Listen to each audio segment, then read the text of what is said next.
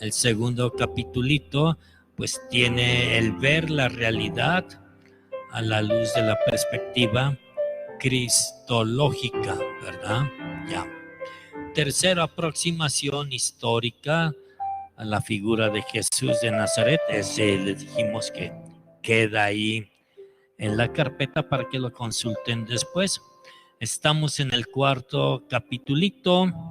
El cuarto capitulito, con diferencia del quinto, hoy vamos a pasar ya también al quinto capítulo, es la siguiente. Cuarto capítulo, ¿qué dicen los demás que es el Hijo del Hombre? ¿Quién dicen que soy yo? Entonces la diferencia es, ¿qué dicen las personas sobre Jesús de Nazaret? Y el quinto capítulo a la inversa, ¿qué dice Jesús de Nazaret a las personas y de qué modo? Dentro de qué dicen los demás sobre Jesús de Nazaret, ya vimos que algunos dicen, bueno, que niegan la existencia real de Jesús, que no, en fin. Para ellos se exige. Entonces, aquí ya se oye mejor. Ay, estas mujeres ya no las hacen como antes, pero en fin, paciencia. Dice que mejor. Mientras no ladre su perrito preciosa, con eso basta, ¿verdad? ¿Ya lo tiene bien encerrado? Es que hay un perrito en línea que sale en primera fila ahí con su lengua saludando a todos. Bien, bien, ahora sí. Les decía que en este cuarto capítulo, al negar la existencia histórica de Jesús, al relativizar todo, pues hay que se acude a las fuentes. Y ya dijimos, fuentes testimoniales, dejadas con intención, y fuentes inadvertidas, los restos. Bueno, las fuentes testimoniales pueden ser los documentos escritos, orales, o si no, también mudos, testimonios mudos. Ya explicamos un poquito de todo eso de las fuentes, y referido a la persona de Jesús de Nazaret, dijimos, hay 4 fuentes en general que nos interesan: fuentes paganas, fuentes judías, fuentes apócrifas y fuentes cristianas. Las fuentes paganas: Tácito, Plinio el Joven, Suetonio, Mara, Bar, Serapión, Talus el Samaritano. Hay más fuentes paganas, pero estas 5 son las que nos interesan para la investigación, las más usadas, para que me entiendan. De fuentes judías, Josefo Flavio Josefo, son 3 fuentes, 2 de Flavio Josefo y el Talmud. Ya lo que dijimos al respecto. Fuentes apócrifas, son varias fuentes apócrifas que pueden comprender evangelios, hechos, cartas, apocalipsis apócrifos. Ahí en los links que les di vas a poner apócrifos y van a encontrar ahí varios sitios que hacen referencia con los documentos y las fuentes apócrifas originales, ¿verdad?, que pueden consultar al respecto. Entre ellos el Evangelio de María Magdalena, Evangelio de Judas, Evangelio de San Pedro, en fin, varias fuentes apócrifas con su debida introducción, explicación y demás. Y las fuentes cristianas, decíamos, las fuentes cristianas son los escritos del Nuevo Testamento, de manera particular los evangelios. ¿Qué característica tienen estas fuentes cristianas, de manera particular los evangelios? Que no son una crónica tal cual al pie de la letra, sino son testimonios de fe. De ahí que se haya preguntado a partir del Jesús predicador o del Cristo de la fe. Y dijimos, ya la conclusión, después de todo el rollo que nos echamos, es partir del Cristo de la fe para advertir algunos rasgos, matices del Jesús predicador en 3 líneas: el cuadro externo, cuadro interno, ideas y voluntad que se encuentran ahí. Del cuadro externo, decíamos el nacimiento, bautismo, acción de predicación, milagros y demás, y la pasión y muerte de nuestro Señor Jesucristo, cuadro externo. Y ya lo que explicamos al respecto sobre la personalidad de Jesús, o el cuadro interno, ya que sí se puede decir, hablar algo de eso, y recordamos con el término exousiam, el de poder, que habla de una coherencia entre el pensar, el querer y el hacer de Jesús. Una cosa bellísima sobre la personalidad. La idea del reino es la voluntad del Padre, hacer en todo la voluntad del Padre.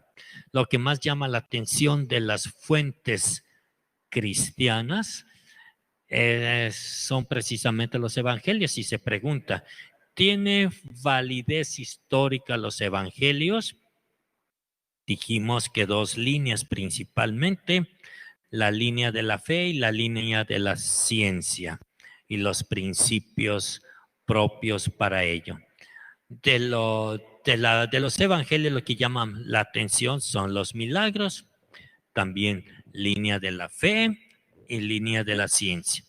Y de todos los milagros, lo que llama más la atención es la validez histórica de la resurrección.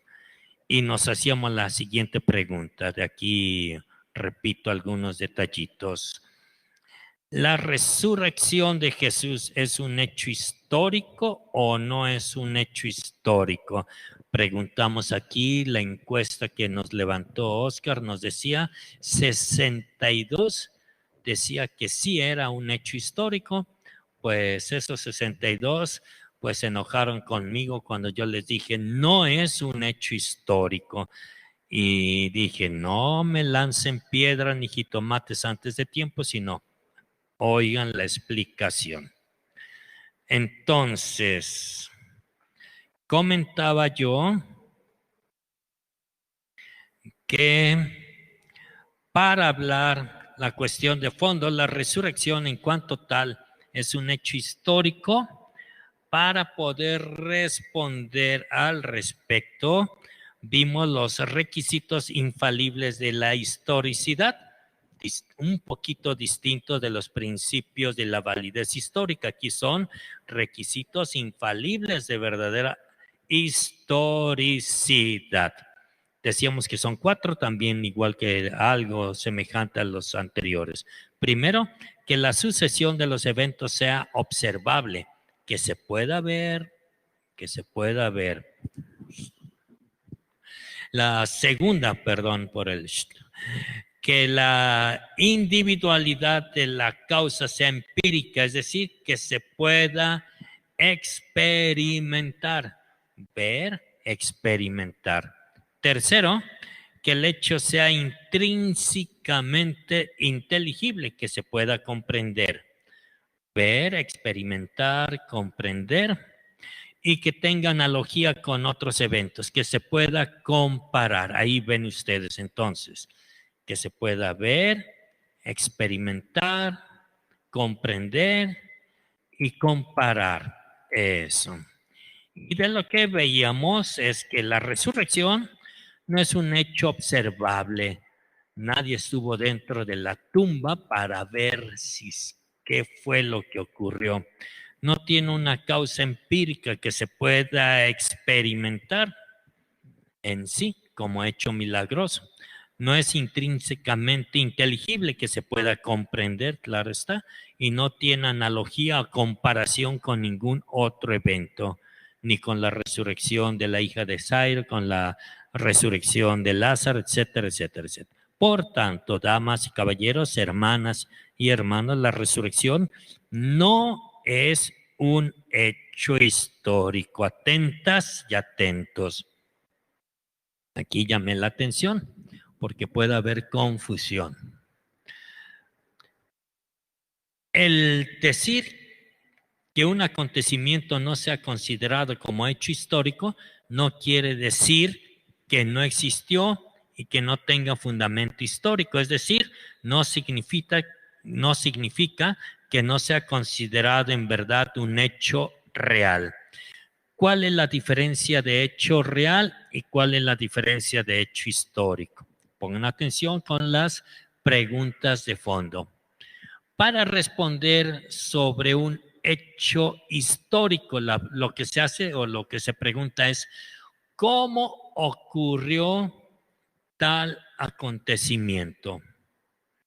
Que va aquí, que el maestro Fernando le chocan, por ejemplo, su carrito donde iba manejando, choca, y podemos decir es un hecho histórico o hecho real. Nadie sabe cómo ocurrió, porque el que venía acompañándolo ahí venía bien dormido, adolorido. La gente que estaba ahí no sabe de nada, nadie quiso hablar, las cámaras que había tampoco, entonces no se supo realmente, podemos decir que no es un hecho histórico en cuanto tal, que no se saben los detalles, pero es un hecho real en cuanto que ocurrió, y tanto que ocurrió que ya el seguro del carro dice, mire, le quitaron la defensa, le quitaron esto, perdió una luz importante, etcétera. Son como 7,000 pesos más o menos, pero el seguro cubre todo. Menos mal, así que le dijeron a Fernandito, menos mal que el seguro cubre todo y no va a tener que pagar más que 900 pesos. Y ya, 900 pesos diferente de 7,000 y pico que podría costar todo el seguro. Bien, no fue un hecho histórico en cuanto nadie supo cómo ocurrió. Ni él, porque en ratitos venía dormido el chofer, ¿verdad? Y el acompañante venía hasta roncando por arriba y por abajo, así que ni supo por dónde. Ni una persona lo vio, no hay testimonio, no hay pruebas, nadie nos dice cómo ocurrió. No es un hecho histórico. Pero al decir que no es un hecho histórico, no quiere decir que no existió. Sí existió. Es un hecho real con fundamento histórico. ¿Cuál es el hecho, el fundamento histórico? Una defensa caída, que nos piden dinero para pagar el seguro, etcétera, etcétera. Que le dieron este bolillo al chofer Fernando porque estaba más pálido que una calcomanía blanca que se pone ahí. En fin, esos son fundamentos históricos del hecho real del choque. Si esto es así aquí en sencillito, para que me entiendan, la resurrección no es un hecho histórico. Nadie vio dentro de la tumba qué pasó. Si Jesús empezó a quitarse las espinas de la cabeza, si bostezó y del bostezo abrió, se cayó la piedra que lo tapaba, o se empezó a sobar los latigazos que le dieron, o empezó a mover el dedo gordo del pie izquierdo, que le empezó a mover y uno dice, wow, ese es síntoma que está resucitando poco a poquito, no mueve lo demás, pero sí el dedo.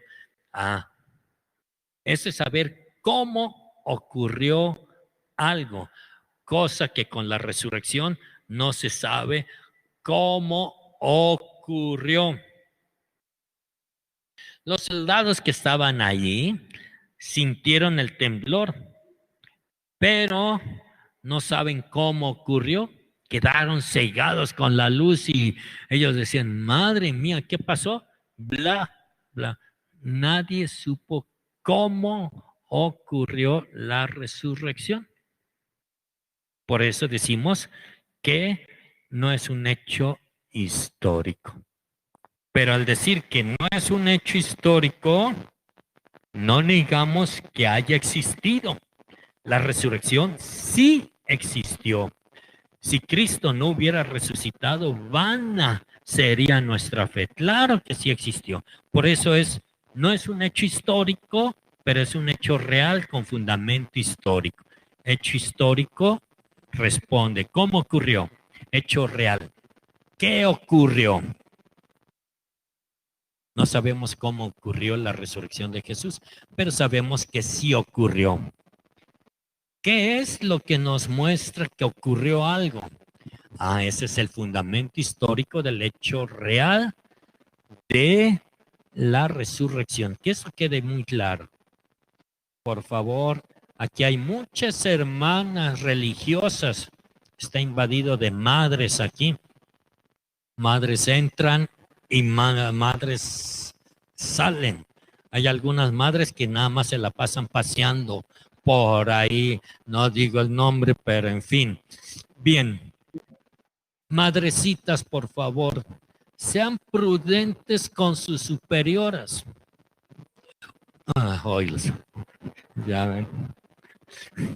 Les pongo tachas a lo lejos. Tache.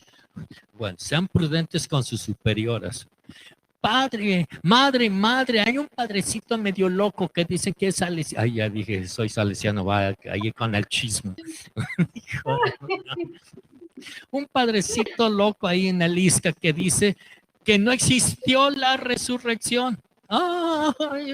Salta inmediatamente, ya mañana iba a mandar más para la inscripción y no mando a nadie porque eso son herejías. Claro que es una herejía decir que no existió la resurrección de Jesús, que fue apariencia. Docetismo, dokein, de ahí viene eso.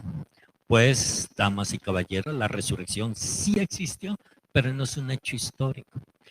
Querido Oscar, si puedes preguntar si quedó entendido para todos este punto, porque por ahí, padre, ¿a poco dijo usted que no existió la resurrección? Yo no dije que no existió la resurrección. Yo dije que no es un hecho histórico. Pues es lo mismo, padre. No es lo mismo. ¿Avez-vous compris, monsieur? ¿Lo entendieron? ¿Oui? Sí, ya están diciendo sí, de los 62. Pero van a ver, uno que llega ahí con el obispo y nos cierran el changarro. Van a ver. Un padecito que... Ay, no puede ser. Bueno. No lo digo, no, sino qué pena. No lo quemamos ahí. Bien. Esto es muy importante. La resurrección es un hecho histórico, pero es un hecho real con fundamento histórico. Claro que sí. Hay muchos fundamentos históricos, pero ya la investigación actual, lo moderno, usa 4 fundamentos históricos del hecho real de la resurrección. Jesús predijo en vida que iba a morir y a resucitar. La tumba vacía, las apariciones y diversos testimonios. Jesús predijo su resurrección de muchas maneras. Pedro, ahí hay varias citas que ustedes pueden ver en el archivo, ¿verdad? En un contexto teológico, una confesión histórica de su fe, bla, bla, bla, bla. Pero de todos estos hechos, lo que más llama la atención, les decía, es la purificación del templo. La purificación del templo es un evento que está en los 4 evangelios: Mateo, Marcos, Lucas y Juan. Y cada uno desde su perspectiva que ve esto de la purificación del templo. Jesús predice, ya comentaba yo de Zacarías, Ezequiel y otros profetas, cuando venga el Mesías va a sentir celo por la casa del Altísimo, va a sentir celo. La mentalidad bíblica es sentir celo, molestia, enojo, porque no se respeta la casa del Altísimo. Dice la Sagrada Escritura que Jesús sintió celo, tomó un látigo de cordeles y empezó a tirar mesas de los cambistas, ya expliqué todo este rollo, dejó libre a los animalitos, se hizo un caos dentro del templo. Y los judíos se molestaron, se enojaron, no porque les haya tirado sus moneditas, eso los soldados lo hacían diario. ¿Por qué se molestaron? Porque estaba en nombre de las profecías usando signos proféticos, como cuál sentir celo y acabar con la vendimia del templo. ¿Qué prueba nos das de que tienes autoridad para hacer esto? Destruyan este templo y en 3 días lo voy a edificar. Los discípulos se acuerdan de eso y al tercer día resucitó. Ahí lo tienen ustedes esto. Podríamos decir más, pero basta. Un segundo argumento, fundamento histórico, la tumba vacía. Hay quien niega, quien lo afirma totalmente, simplemente algunos que lo dudan. La primera cuestión a resolver no es tanto de la tumba vacía, sino el hecho de que Jesús verdaderamente fue enterrado, si verdaderamente estuvo en la tumba. Y si verdaderamente estuvo en la tumba,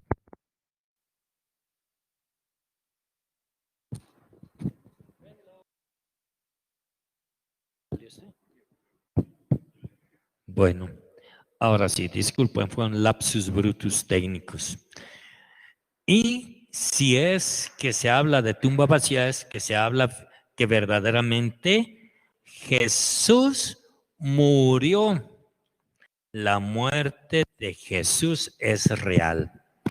La herejía al respecto es el docetismo, dokein. Jesús no murió realmente, murió en apariencia. Es más, sufre en la cruz en apariencia. Siendo Dios, pues no puede sufrir. En la cruz está así por afuera, dice, ay, qué dolor, qué sufrimiento, tengo sed. Pero por dentro, ¡ja, ja, ja!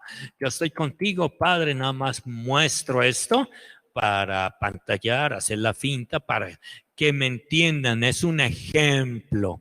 Es lo que decían los herejes docetas, el dokein, el docetismo. El dokein. Pues no, verdaderamente Cristo sufrió, superando el dualismo. Jesús muere como hombre, pero no muere como Dios. Ahí está un dualismo de años y antaños. La gran división. Jesús como hombre es una cosa y Jesús como Dios es una cosa. No, la persona completa que habla de integridad, teniendo en cuenta que la muerte no es algo negativo, sino un pasar de esta vida a otra situación, la tumba vacía. No pretende informar sobre datos empíricos, sino más bien se pretende anunciar el mensaje de la resurrección sobre el sepulcro vacío, porque se confirma el hecho real de que Cristo verdaderamente ha muerto, pero también verdaderamente ha resucitado. En el ámbito protestante dice, Jesús jamás se apareció, jamás los discípulos tocaron o vieron, etcétera.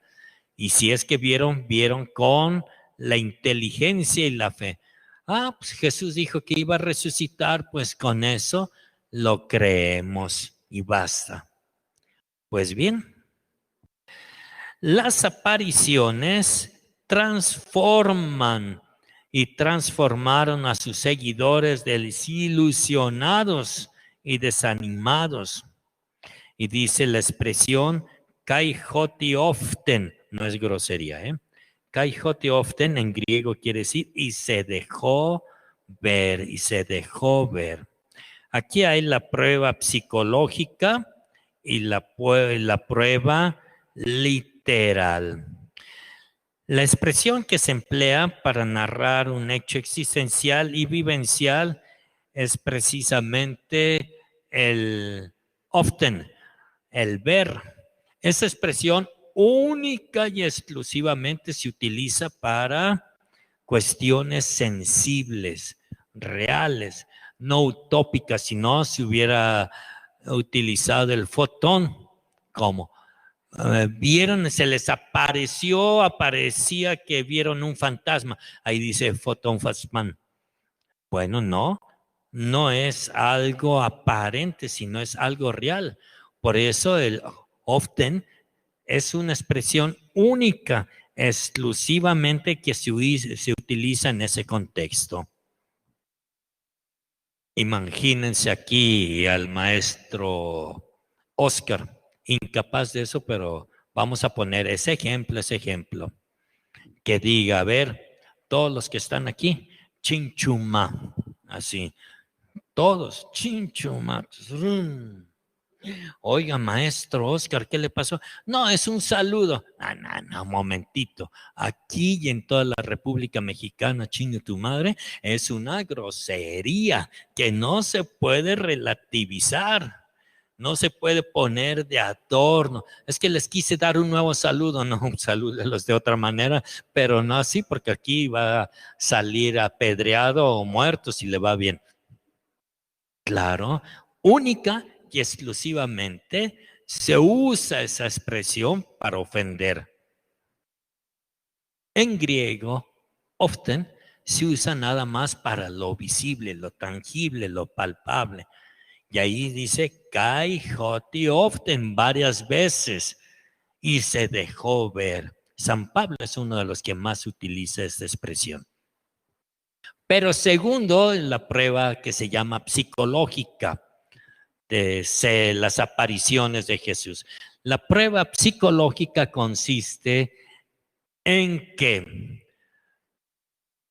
el cambio radical que sufre Pedro, Santiago y todos los demás discípulos no es un cambio lógico. Jesús dijo que iba a resucitar, no está en la tumba ya.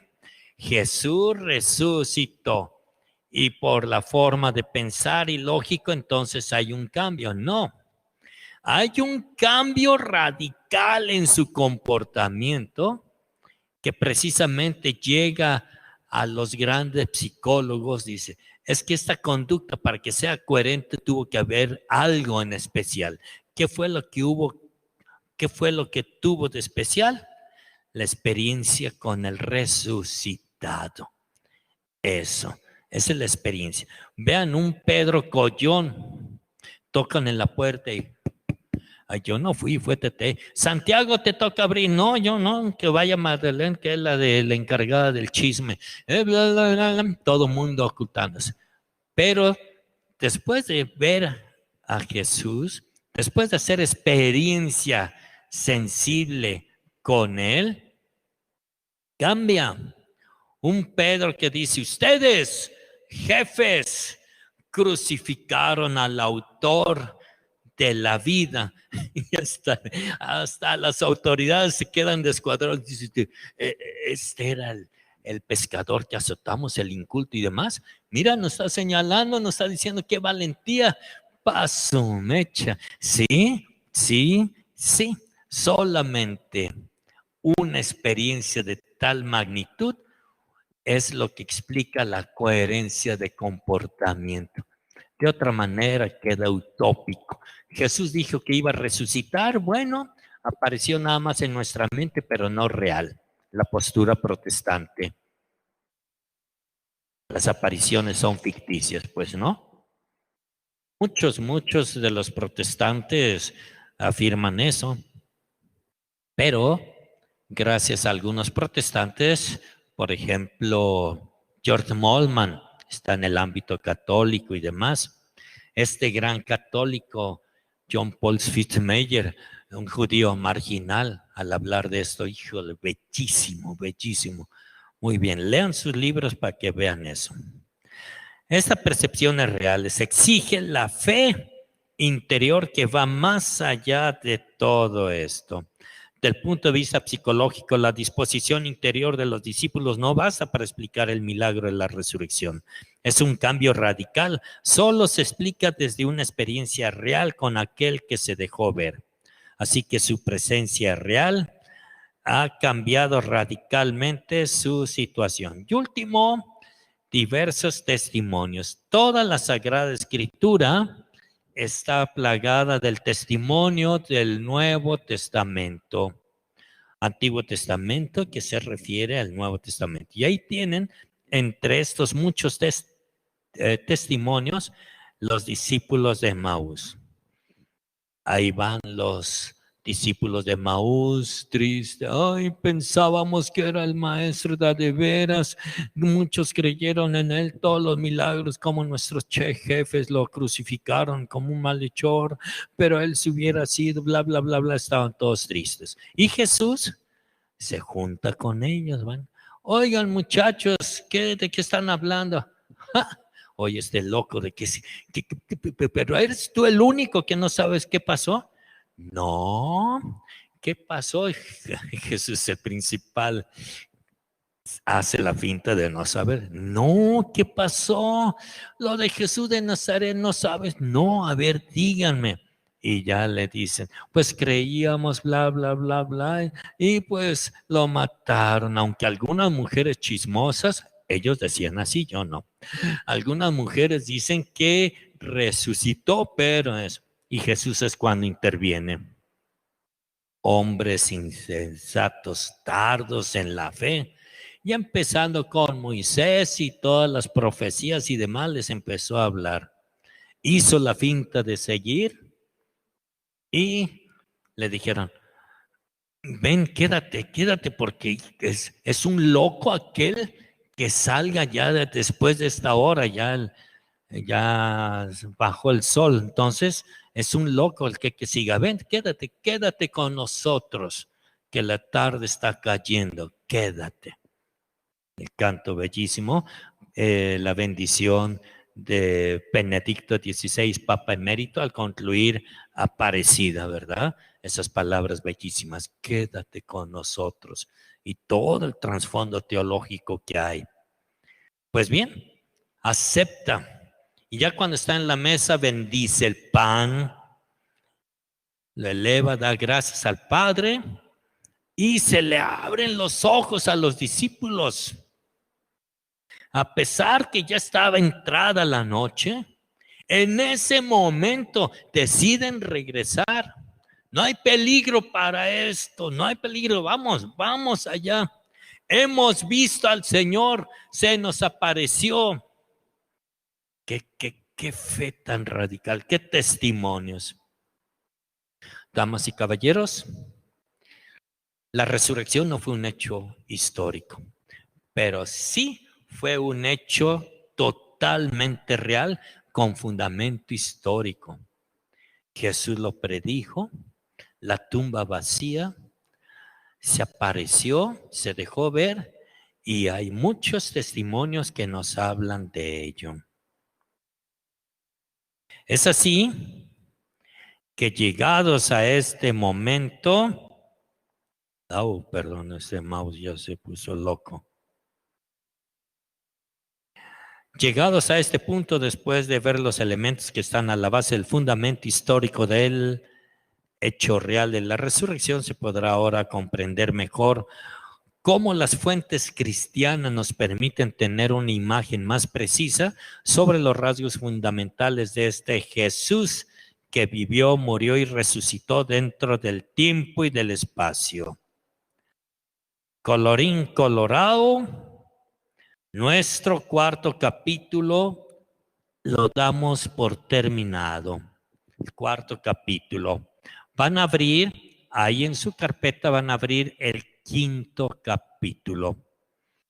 Nada más les dejo este cuarto capítulo. ¿Quién dicen los hombres que soy yo? Según Marcos, es el famoso secreto mesiánico. Es todo el contenido teológico de Marcos, el secreto mesiánico. Bellísimo tema. Nos vamos al 5º capítulo. Tan, tan, tan. Ábralo.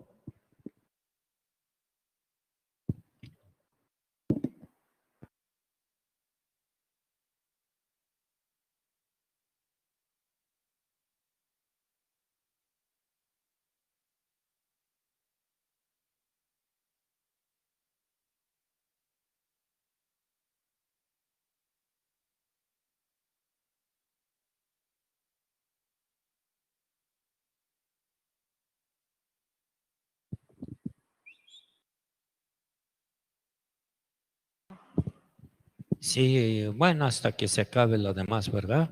Sigue, todavía aguanta un poquito. Bien.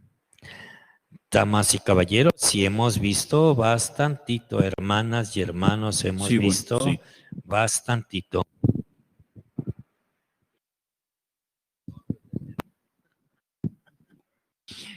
Dice Oscar que conmigo absorbe la energía de las baterías. Bueno. Hemos visto hasta ahorita 4, 5 capitulitos, bueno, incluyendo este. En total de nuestra actualización cristológica son 8 capítulos. Todo está mañana o pasado mañana. Doy un repaso de estos 8 capitulitos, al menos para que lo vean, lo tengan presente. Para la evaluación son pues 4 cositas.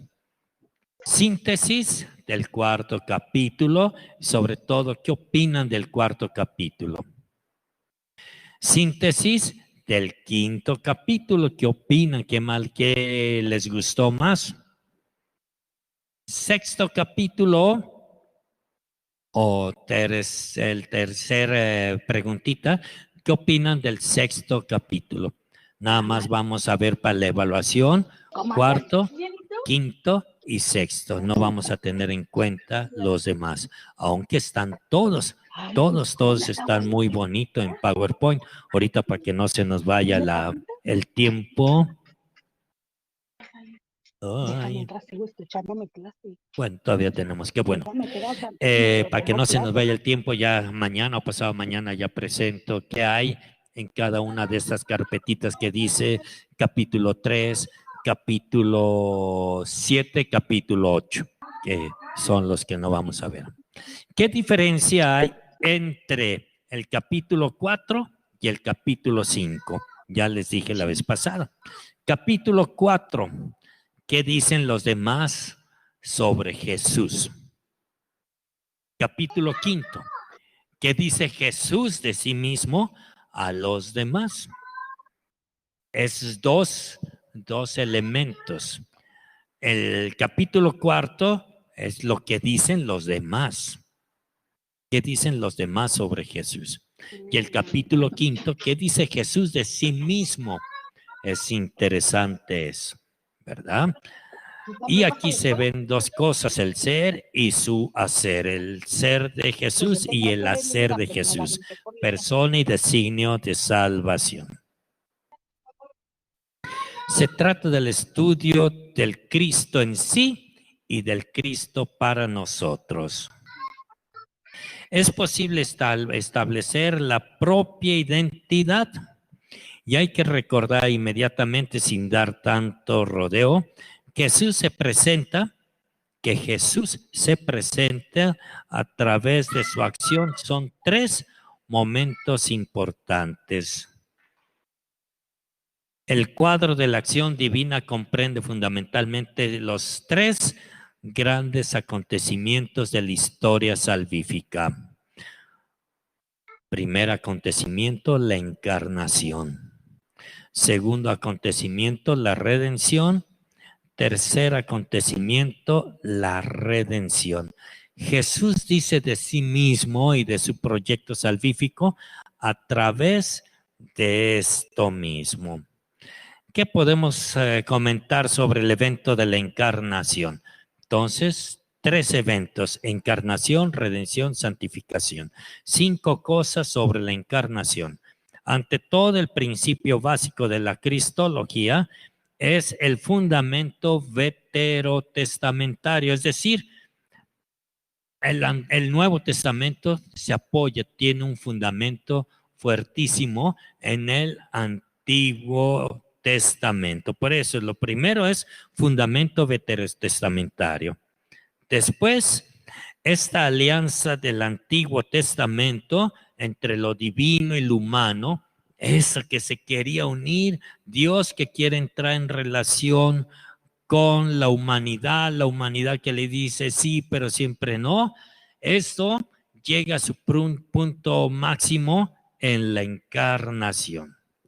Luego, la encarnación de lo que es la filiación divina, la encarnación de la acción divina y la encarnación ontológica y psicológica de Jesús. Parece complicado, pero nada más vamos a decir alguna cosita al respecto. Lo primero, el fundamento del Antiguo Testamento de la encarnación. Para algunos pensadores, dicen, no existe ninguna conexión entre el Antiguo y Nuevo Testamento. Marción afirma, el Dios del Antiguo Testamento es totalmente distinto, ajeno al del Nuevo Testamento. No tiene que ver nada. Son diversos. No se puede juntar el Antiguo Testamento con el Nuevo Testamento porque son ajenos entre sí. Y eso lo sostenía Marción. Es la herejía de Marción. Mente vaga de este tipo que niega la unidad de principios en Dios. Lo que se revela en el Antiguo Testamento no tiene ninguna conexión con los acontecimientos del Nuevo Testamento. Ouch. Y Marción, esta herejía se llama marcionismo. ¿Qué es el marcionismo? La herejía que niega la unidad en los testamentos. El Nuevo Testamento no tiene que ver nada con el Antiguo Testamento, el Antiguo Testamento no tiene que ver nada con el Nuevo. Aunque ustedes no lo crean, al tiempo de nuestro queridísimo maestro Fernando, él no fue, pero amiguitas de él que estaban ahí en teología, yo hacía, porque ya no quedé traumado de hacer pregunta y respuesta, que todo el mundo se quejaba. En una de las preguntas decía, a ver, hermano, explique en qué consiste la herejía del marcionismo. Y más de alguna, en X tiempo, en X lugar, cierta congregación dijo, marcionismo es creer en los marcianos. Tache gigante. No, marcionismo no es creer en los marcianos. Es la herejía que dice no hay ninguna unidad entre el Antiguo y Nuevo Testamento. Se niega esto. Y la legitimidad del apelo del Antiguo Testamento con el Nuevo Testamento está en tres momentos. Jesús prepascual, Jesús pascual y Jesús postpascual. Y aparece así la continuidad. ¿Qué nos va a dar la continuidad entre el Antiguo y Nuevo Testamento? Una expresión. En hebreo se llama Mesías. En griego ese término Mesías se llama Cristo. Damas y caballeros, hermanas y hermanos, es una sola palabra en dos lenguas diferentes. Mesías en griego se dice Cristo. Cristo en hebreo se dice Mesías. Esa es la primera explicación, terminó la primera explicación. Así que ahí tienen eso mismo. Pero en el Antiguo Testamento, mientras el Antiguo Testamento nos dice qué o en qué consiste el Mesías, el Nuevo Testamento nos dice quién es el Mesías. Por eso en el Antiguo Testamento encontramos una doble clave de lectura que nos relata el Antiguo y Nuevo Testamento. Son las prefiguraciones y predicciones. En el Antiguo Testamento se predice y se prefiguran acontecimientos del Nuevo Testamento. Por ejemplo, ya veíamos en el primer cursito, decíamos, ya no tenemos mucho tiempo. ¿Todavía? Sí tenemos. Bueno. Uy, un resto y dos montones, dice. Ajá. Ya me sacó el abaco aquí el Oscar para que yo empiece a contar cuánto. Muy bien, está bien, Oscar. Y 15 minutos. órale, para que no haya duda, 15 minutos todavía. Muy bien, gracias, Oscar. Y ya decíamos en el curso primero, actualización teológica, hablamos de lo que, como el pecado original, los 11 primeros capítulos, prefiguran el Nuevo Testamento a tal punto de concluir que el pecado original tiene su realización histórica en la pasión, muerte y resurrección de Cristo. Estos acontecimientos del Antiguo Testamento, cómo se prefiguran y predicen lo del Nuevo Testamento. Como cuando ve ahí las grabaciones que todavía están, Oscar, todavía están ahí para que vean. Si no se han inscrito, pues ahí díganle a Oscar que se quieren inscribir para tener acceso a ello. Los profetas nos hablan como protector y defensor. Dice que nacerá de una doncella virgen, será el Emanuel, Belén de origen eterno, siervo de Yahvé, válgame Dios. Ahí todo eso del Isaías, Deutero Isaías y el Trito Isaías nos hablan de ese sacrificio y es toda la historia de amor que tienen referente a ello. Bien. Segunda cosa, doy por terminado el inciso A, fundamento veterotestamentario de la encarnación. Segundo, la alianza prefiguración de la encarnación. Ya se tiene la relación entre Dios y su pueblo, asume aquí en el Nuevo Testamento un nuevo significado. La relación de comunión que crea familiaridad, parentesco en una persona concreta. Precisamente este término de alianza, que es lo que tenemos ahí. Hay la prefiguración de las nupcias, que él es el esposo, el título de esposo, la personificación de la alianza. Fíjense bien, mientras en el Antiguo Testamento Yahvé y el pueblo de Israel, por su lado, quería entrar Yahvé en comunión con su pueblo y el pueblo que lo rechaza, que sí, que no, que sí, que no. En Jesús, esta relación se personifica. Dicho de otra manera, en la alianza se personifica en Jesús. Jesús asume las dos partes, lo divino y lo humano. Por eso se personifica. Y ahí está el título de esto. La prefiguración del banquete nupcial transforma las relaciones de la humanidad con Dios. Claro que la ausencia de Dios va a implicar pues tristeza, tal vez sacrificio, pero la intervención especial de Dios va a implicar la alegría por su resurrección. Aquí la encarnación de la filiación divina. Se habla de tres expresiones. Primero, hablar de filiación es hablar de paternidad, que hay un padre y por tanto hay un hijo. Y por eso en Jesús se asume una forma nueva, el abad, papito. Mi padre es vuestro padre. Ahí lo tienen. Segunda expresión, hijo del hombre. El hijo, antropos, el hijo del hombre. Manifiesta la preexistencia de Jesús. Tiene más de 10 significados hablar del Hijo del Hombre. Aquel que debería de venir, el enviado, el Dios que viene como Dios, con poder de juzgar cuando aparece la figura del Hijo del Hombre, que tiene poder de juzgar y de perdonar aquí en tierra los pecados.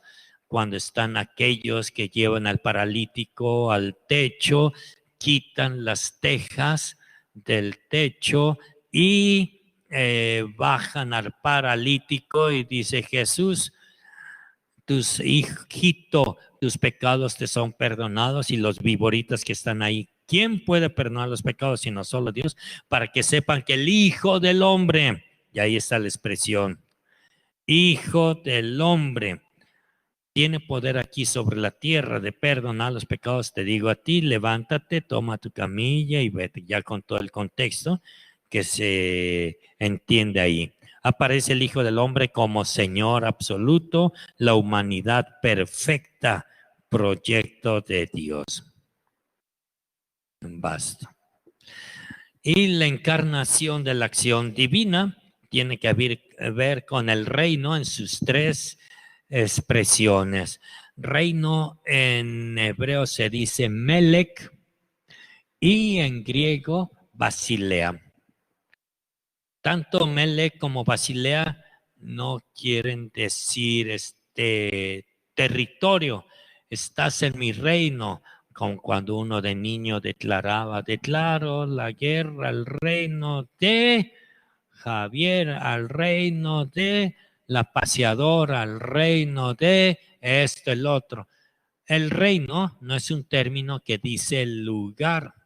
El Melech dice acción ilimitada que implica un poder de amor. Es una acción ilimitada que implica un poder de amor.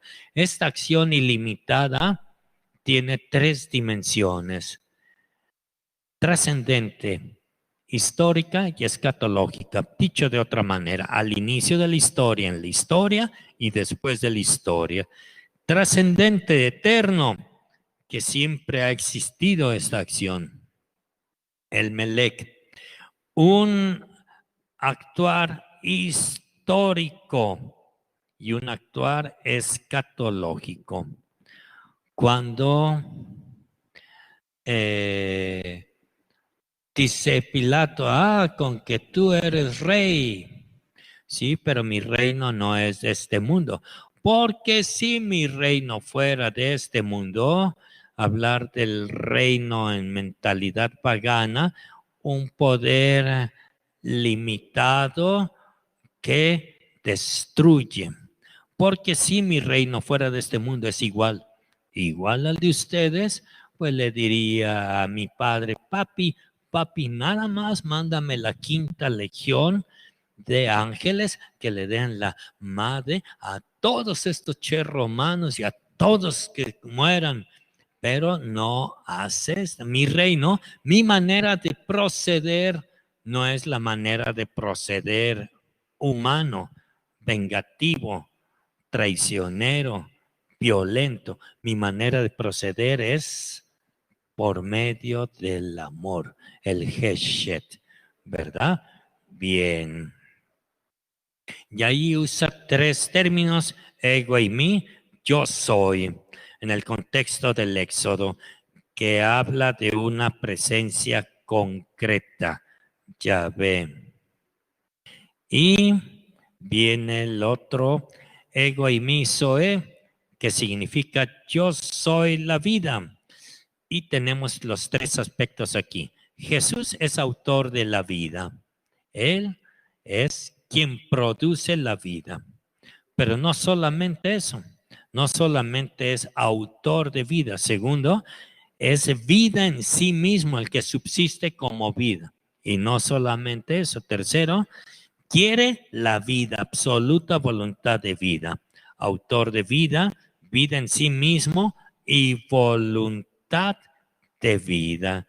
Y es así como se entiende todo esto. Ya para terminar esto con la encarnación ontológica y psicológica de Jesús. Muchos cristólogos, incluso teólogos, le dan la vuelta y dicen, no, eso es entrar en camisa de 11 varas. Bueno, el primer argumento ontológico. ¿Cómo se reconcilia la inmutabilidad, lo que no es limitado, que es propio de Dios, con la mutabilidad que le es propio de Dios? ¿Jesús es hombre? Sí. ¿Verdadero hombre? Sí. ¿Se cansa? Sí. Ahí hay algo limitado. ¿Tiene sed? Sí. ¿Sufre en la cruz? Sí. ¿Muere? Sí. Expresión máxima de lo limitado, la muerte. Pero, ¿Jesús es Dios? Sí. ¿Cómo Dios? Pues no experimenta lo no experimenta lo limitado en sí. ¿Cómo conciliar esto? Y hay las posturas del dualismo. Jesús sufre como hombre, pero no como Dios. La manera de pura analogía, en fin. En la actualidad se habla del principio de la coexistencia propio de la coexistencia de principios contrarios. Van a decir, ay, padrecito, ya Fernando le dio un poquito de tequila. De mota, dice que marihuana. Ahí la hermanita, la paseadora, lo paseó con un toque de marihuana. Bien, ¿no? Nada de marihuana, nada de tequila. La coexistencia de contrarios. ¿Cómo se lo ponemos? A ver. Bueno, empieza con María Santísima. Bueno, ¿qué decimos de María? ¿María es virgen? No lo oigo. ¿María es virgen? Sí. ¿María es madre? Sí. Bueno, si es virgen no puede ser madre. Si es madre no puede ser virgen. Ustedes entienden esta lógica, ¿verdad? Bien, pues bien, en María se da la coexistencia, virgen y madre. En Jesús, que es verdadero hombre y verdadero Dios. Es como si yo fuera a un restaurante. Oiga, señor, ¿me da por favor un café bien caliente, que salga el humito así, que yo cuando tome me salga el humito por varias partes, por arriba y por abajo?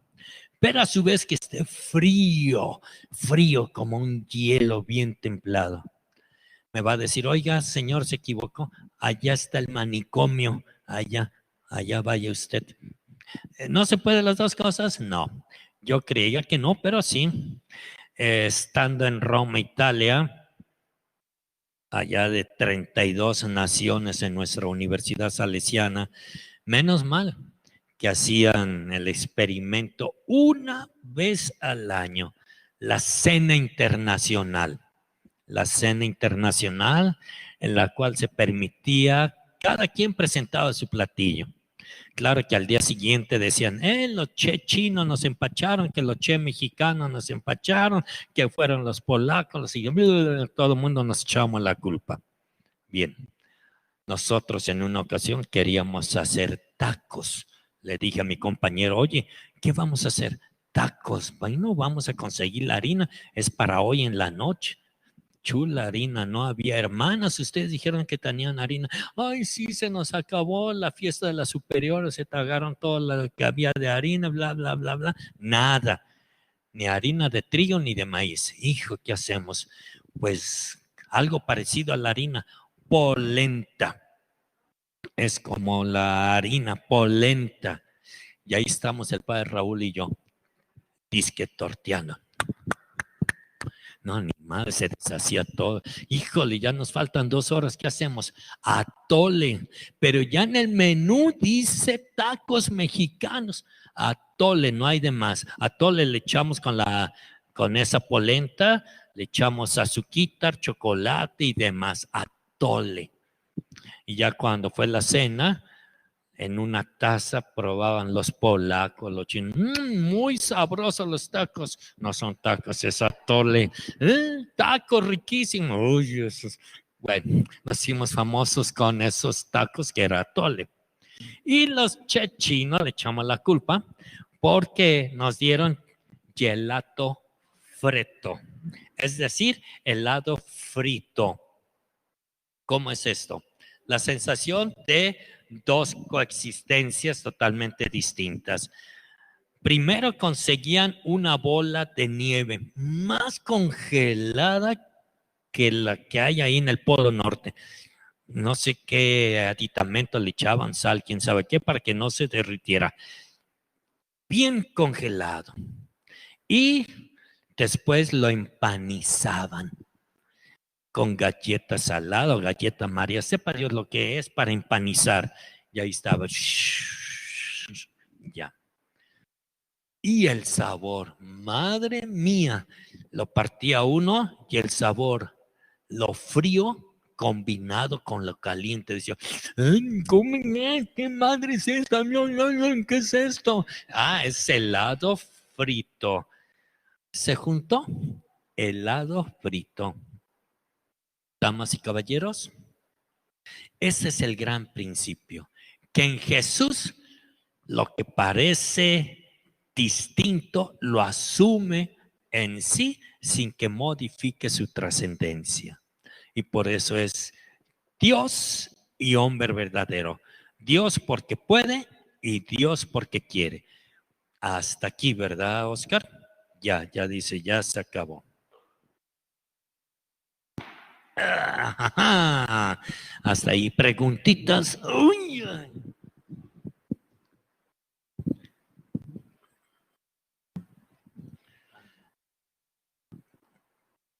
No, y no. Sí, a ver, hay una pregunta, dice, bueno, de la anterior lámina, de las anteriores láminas, dice, padre, entonces se podría considerar que la resurrección de Lázaro es histórica, porque si hay testigos, aunque no se sepa cómo ocurrió, o se necesita que se den todas las condiciones. Si es histórica y por tanto se querían echar a Jesús al plato, porque tanto así lo vieron, ay, en la torre, ¿qué pasó eso? Pero no se puede llamar propiamente resurrección, porque hablar de resurrección es pasar a otro ámbito. Ay, perdón. Aquí estoy, ya. Es pasar a otro ámbito. Ya. O sea, se durmió. Bien, otra preguntita. No, de la gente en línea no hay preguntas. No sé si de aquí hay preguntas. ¿No?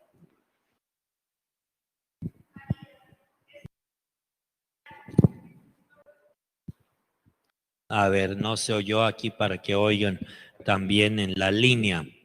¿La virginidad de la Virgen María es un hecho real o un hecho histórico? La virginidad. Pues yo creo que es un hecho real y también histórico. Se la querían echar al plato. No más que José, hombre justo, varón justo, no queriéndola evidenciar, pues dijo no. Claro que el angelito le dijo, ¿sabes qué? Recibe a María como tu esposa por esto y por esto y por eso. José es el primer testigo de eso. Ya me dijeron que tú eres virgen, que no fue ningún soldado que te violó, en fin, en fin. Es un hecho histórico, un hecho real, real con fundamento histórico también. Ya, sí, más o menos. ¿Alguna otra pregunta? Yo quisiera aprovechar aquí de todo que está hablando María Elena. No. No. Yo quisiera insistir, perdonen que sí insista, porque sí es delicado el problema. Decir lo que uno no ha dicho, sí es delicadito. Si dicen que el padrecito dijo que no existía la resurrección, también es delicado. Yo no dije nunca que no existió la resurrección. Lo que dije es que la resurrección no es un hecho histórico en cuanto que nadie estuvo dentro de la tumba para comprobar, ver, cuantificar, etcétera. No fue un observable, no fue empírico, no fue inteligible, no fue análogo, etcétera, y por tanto no histórico. Pero eso no significa que no haya resucitado Jesús. Claro, si Jesús no hubiera resucitado, vana sería nuestra fe. Más, ¿qué les parece si terminamos, como ya es tiempo, ya nos pasamos, ¿verdad? Que terminamos con una plegaria, ¿les parece bien? Así como están sentaditos en casa o aquí, siguiendo la presencia del Señor, vamos a pedirle a Dios por intercesión de María Santísima, que nos ayude a ser testigos visibles, alegres de su resurrección, que a pesar de la pandemia no nos sintamos derrotados, sino decimos: Señor, tú sabes el por qué, el cuándo y el cómo. Ciertamente que tú no nos castigas, tú te sirves de los hechos y acontecimientos de la historia para ir educándonos y a ir poco a poquito conduciendo a tu pueblo a una mayor fe. Dios te salve María, llena eres de gracia, el Señor es contigo. Bendita eres entre todas las mujeres y bendito es el fruto de tu vientre, Jesús. Santa María, Madre de Dios, ruega por nosotros los pecadores, ahora y en la hora de nuestra muerte. Amén. María, auxilio de los cristianos, y la bendición de Dios descienda en ustedes, Padre, Hijo y Espíritu Santo, desciendan en ustedes, que pasen un bonito día. Hasta luego, adiós.